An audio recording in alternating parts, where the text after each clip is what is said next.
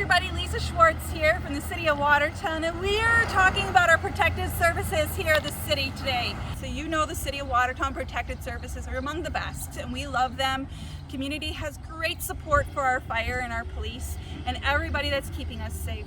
So I'm here to tell you how you can be super smart in the City of Watertown. So first of all, take a look at our website. I want you all to know where to find our ordinances, because you're going to find everything you need to know, from what you can put on your curb, how long your grass can be, when you cut your grass, or when you get mulch from the yard waste site, or when you shovel your sidewalk, or what you can get picked up by the street and solid waste team. So there's lots out there in our ordinances. Another way you as a citizen can be very smart is take a look at our police department social media page or our fire department social media page. You're going to see how often they have calls. So every month the departments do a really good job of putting a post out about the type of calls that they have.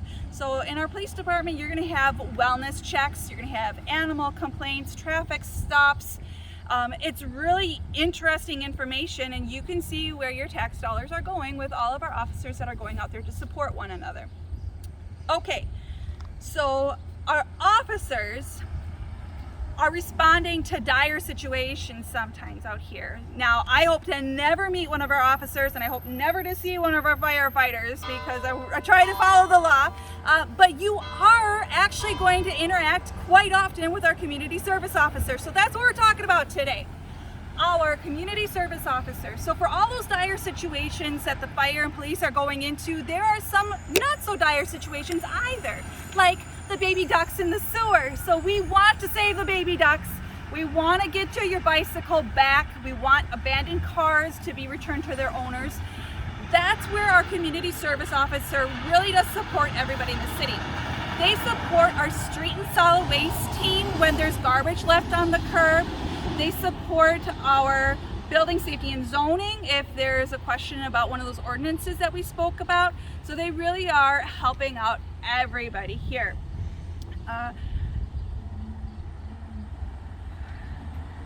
Okay, so one thing about our community service officer, we do have Amber Haumschild here.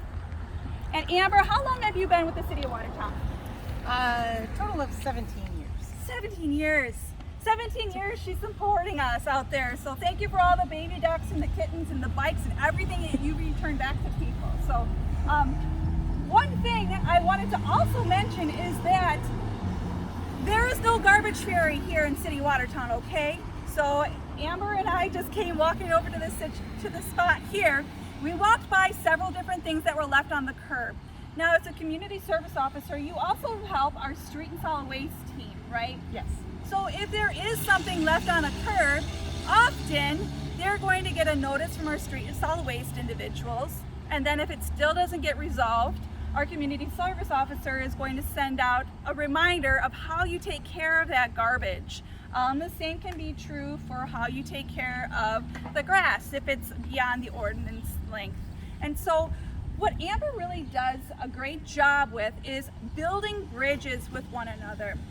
Now, you can connect with Amber if you'd like. Let's say that you have some parking issues with a neighbor or a business in the area. A citation can be issued, but it is a short-term fix, okay? So Amber, tell us about some of the coaching things that you would have for somebody looking for a way to build that bridge with someone in the community. So if somebody calls and they have a parking complaint or an abandoned vehicle that they say parks in front of their house all the time, or it's, garbage at the curb or things like that, I usually ask if they've spoken to their neighbor at all, because I remind them that speaking to their neighbor might be an easier and a better long-term solution, like you said, rather than short-term when an officer or myself shows up at their door. That by them just speaking to the neighbor, it'll build a connection, hopefully. If it doesn't build a connection and the problem doesn't get resolved, then we can take further action. But it's always good to start with talking. So that neighbor is going to be with you when you have that garbage. That neighbor is going to be with you in the winter and in the summer. So let's build those bridges, people. All right. Amber's been here for 17 years. Right now, she is helping us with our Riverfest lost and found items also. That just happened this weekend. So what does somebody have to do if there's lost bikes, lost items?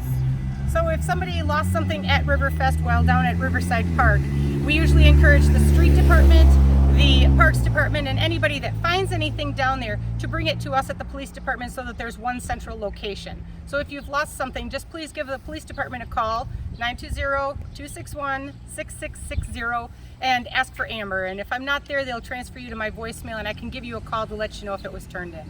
So you have noticed that this is a very busy intersection, okay? So Amber is also helping all of our crossing guards, and school is starting soon. So Amber is gonna train me on being a crossing guard, and I hope I don't screw it up. But let's walk on down to the intersection. Now, Amber, how many crossing guards do we currently have in the city? We currently have 10 crossing guards with 2 substitutes and 7 crossings in the city. 7 crossings. Now, where are these crossings? How do you decide if it's a crossing that we need a crossing guard at? Most of the crossings have been around for a very long time. In fact, one of our crossing guards that retired several years ago had been at the same one for 35 years. 35 years. So, Wow. we have them at all different locations, close to schools, near busy intersections. Okay, so how many, you said you had how many crossing guards? 10 crossing guards and 2 substitutes. What makes a good crossing guard? Personally, my opinion is you have to have heart and compassion. Heart and compassion. Generally, you're not a crossing guard for the money. You would have a maximum of 2 hours a day if that's what you choose. It is about making a connection with the kids and the kids making connections with the crossing guards. It allows the parents who are looking for a way to get their kids to school another safe option so that a little less worrisome about them. What are some of the troubles about being a crossing guard out here? The biggest would be drivers not paying attention. So I usually say if it's anywhere between 7 a.m. and 8 a.m. or 2:45 and 3:45, to assume that there's probably a school either starting or letting out at those times, and to always be cautious. We have a lot of schools in town and kids crossing. Okay, so I've delayed it as much as I can. Before Amber trains me on how to be a crossing guard, I just want to remind you, so if there is any kind of trash or garbage in the median that is not going to get picked up by a garbage ferry, you may also see it at the end of the month when you have apartments that are turning over.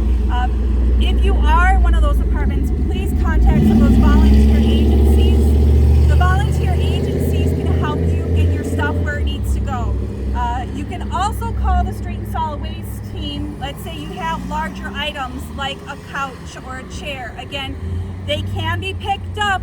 It will be double than if you were able to get it to the street and solid waste site on your own. So no garbage ferry in the median. All right, Amber, train me to be a crossing guard. 2 of the most important pieces of equipment: your crossing guard vest. All right, did I put it on right? Correct. Okay. You want to make you as visible as possible. Second, stop sign. Okay. So what I recommend is before you go out into the intersection, look both ways and make sure that cars have stopped. And then prior to that, hold your stop sign out big. Step to the middle. Make yourself big. It's okay to cross. I have my friend here making me look good. All right. Stop sign up till you get to the end. Whew, we did it. And wish him a good way home. For all of you watching, I did not pass the first time, so but we did it this time, and we made him cross the street safely. Thank you for everybody tuning in. Thank you, Amber, for being so involved in our community and helping everybody out. You really do get a lot of notice, and people see you. So Thank you. Thank you, everybody, and you take care.